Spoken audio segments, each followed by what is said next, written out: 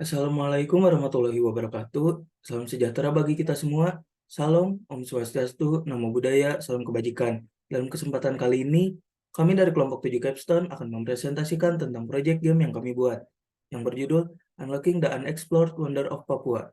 Game yang kami buat merupakan permainan pendidikan pertama yang memperkenalkan budaya, alam, dan beragam jenis burung cendrawasih yang hidup di Papua, Indonesia. Berikut tim pengembang dalam game ini.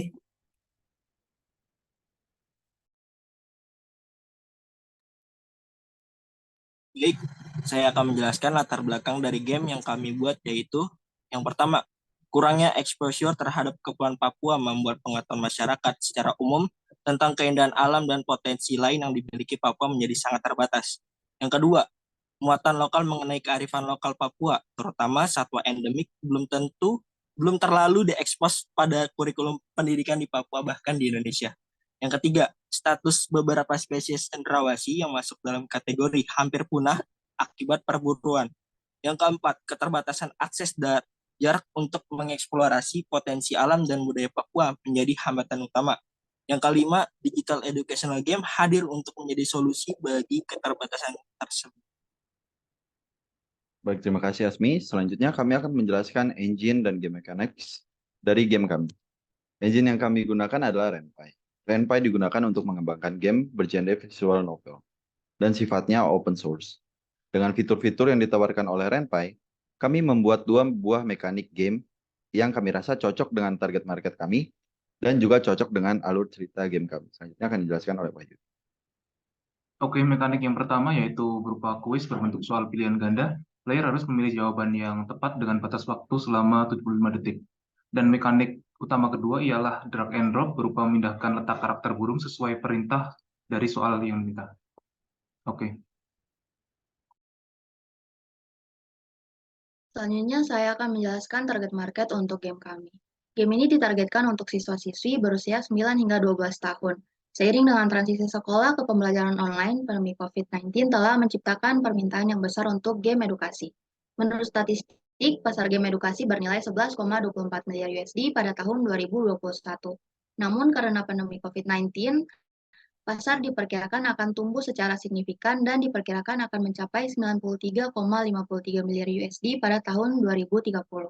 Pasar game edukasi di Asia Pasifik sendiri diperkirakan akan mengalami pertumbuhan yang pesat karena meningkatnya investasi dalam teknologi di sektor pendidikan. Ada 3 strategi pemasaran yang akan membantu kami mempromosikan game ini. Strategi yang pertama itu kolaborasi roadshow dengan pemasaran buku cerita anak dan skulptur Sampari si Cendrawasih. Dengan kolaborasi ini, kami dapat memanfaatkan sumber daya yang ada untuk meningkatkan exposure dan keterlibatan dengan target market game kami. Lalu yang kedua adalah membentuk kemitraan dengan pemerintah daerah Provinsi Papua, Provinsi Papua Barat, Provinsi Papua Selatan, dan Provinsi Papua Barat Daya. Kemitraan ini dapat memperluas cangkupan dan menjangkau lebih banyak anak di seluruh wilayah, serta akan membantu membangun hubungan yang lebih dalam dengan masyarakat di Papua, menciptakan rasa kepemilikan dan kebanggaan terhadap proyek game ini. Lalu yang terakhir adalah jejaring Kemendikbud, yaitu menjadikan game ini sebagai materi ajar untuk mata pelajaran ilmu sosial untuk sekolah-sekolah dasar. Dengan mengintegrasikan permainan ini ke dalam kurikulum, memberikan kesempatan kepada para siswa untuk belajar tentang budaya, sejarah, dan lingkungan Papua melalui cerita yang menarik. Keterbatasan dalam game. Yang pertama, elaborasi karakter cendrawasih secara komprehensif. Yang kedua, karakter dapat dipilih oleh siswa untuk bermain game. Yang ketiga, eksplorasi daerah wisata di Papua, budaya Papua, dan alam Papua ditambahkan dalam game. Dan yang terakhir, hasil permainan game dapat dilihat ataupun diukur pre dan post testnya sebagai alat analisis.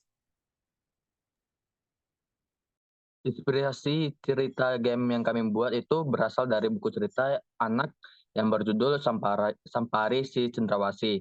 Penulis dan konsep buku dibuat oleh Michael Zakari Melena dan Florencia Lantang. Kemudian ilustrasi dan layout dibuat oleh Siska Anggriani dan penerbit yaitu Sampari Production dan nulisbuku.com.